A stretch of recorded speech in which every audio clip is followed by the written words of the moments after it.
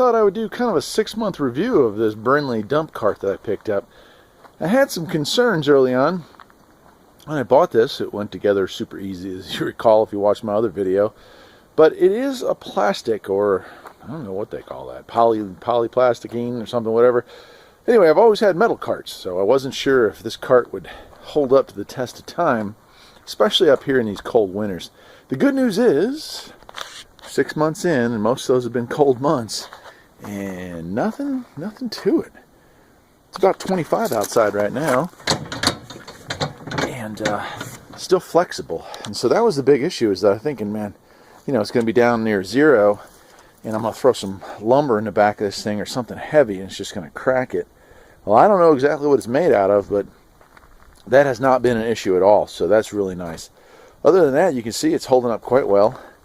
Tires still looking good. I put a little grease in those every couple of hours of use, and this thing's really working still well, where you can put it on there and dump that.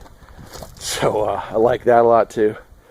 The old metal one there, that thing usually got bent like day one, and it was always a struggle to get it to lock back in place, but not this baby. That's it one-handed, and it just locks in there. So mostly I have been using this for two things. First big thing I've used it for is cleaning out chicken coops, and we know what that means. It's a turd hauler. Which is, you know, it is what it is, but it works great for that. And the other thing I've used it for has been to haul firewood, you know, going up into the woods and grabbing lumber. And so this thing has done a lot of off-road, and it's, you know, I wash it whenever it gets above 40.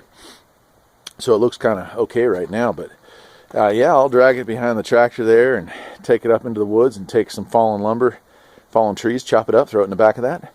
And that's really where I was kind of worried that, you know, maybe it wouldn't do so well when it was below freezing, or well below freezing, as it's been here for some time now.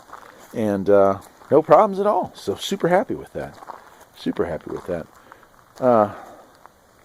That's it. I'm just going to walk around here real quick and let you take a look at it.